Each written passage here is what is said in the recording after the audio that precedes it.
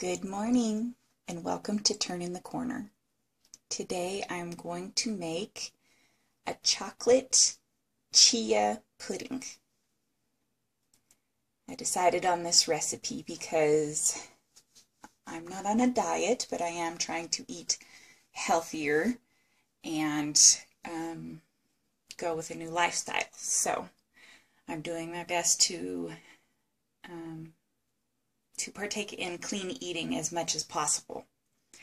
So the chia seeds are quite wonderful because they have protein and plenty of fiber in them. So I love chocolate, and every once in a while you just need a chocolate fix. So this is my way to keep within my clean eating and also partake in some yumminess. So we're going to add a 1/4 cup of the chia seeds, a 1/4 cup of dark chocolate. Now you can use regular milk chocolate if you prefer. It's just my personal preference to go with the dark chocolate, and then I feel like I'm getting added health benefits from the antioxidants and that sort of things. You need a pinch of salt. I love these little measuring spoons. I can't remember where I found them, but it used to drive me crazy when my mother would teach me how to cook, and she'd say that you needed a dash or a pinch or a smidgen, because I'm a very literal person and I like to know exactly how much that is. Well, here they are right here in these fabulous little spoons. So I'll get a pinch of salt, a 1/2 teaspoon of cinnamon,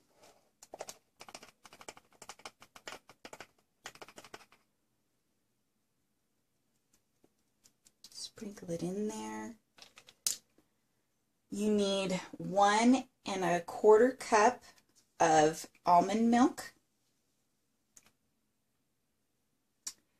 and 4 tablespoons of honey. As we can see, I'm almost out, so here's one area where I'm going to ad-lib what I believe 4 tablespoons is. Just drizzle it all in there. And then, of course, folks, there's one extra important ingredient that you can never forget when you're cooking, baking, or just throwing something together. And that ingredient is love. You have to put some love into everything you make because it comes through in the taste and flavor.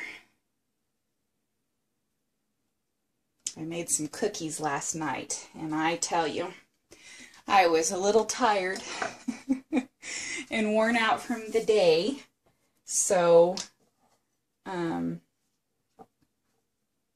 didn't really feel like baking, and my cookies showed it. They were flat. They stuck to the pan.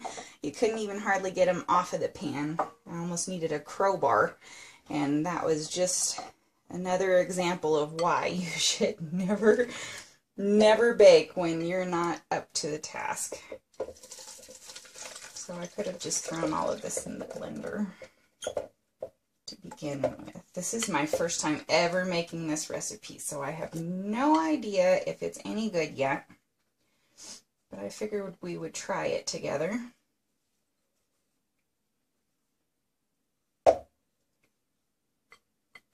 All of our fabulous ingredients into the bowl, into the blender. I correct myself.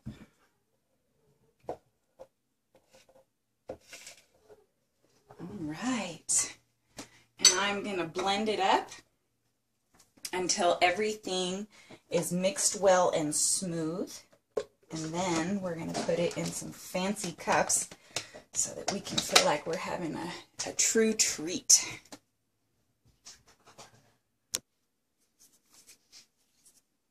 Okay, so I have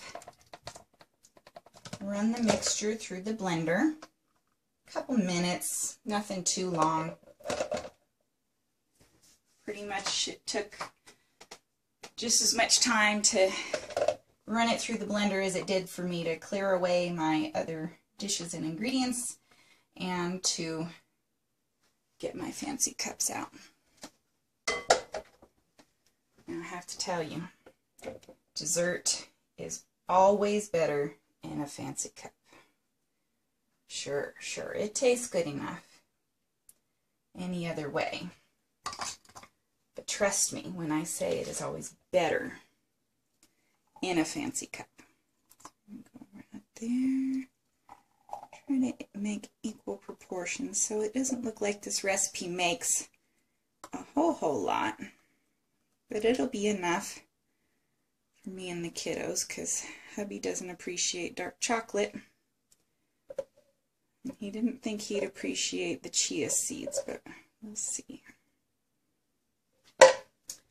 So there you have it. Quick, easy, delicious, hopefully, dessert. We'll put it in the refrigerator overnight and let everything gel up. And then we will pull it out. If you need to eat it earlier than that, you can pull it out of the fridge after 4 hours. They recommend to leave it in at least 4 hours in order to have it set up right. All right, thank you everybody for tuning in. Please subscribe for other wonderful recipes. Thank you.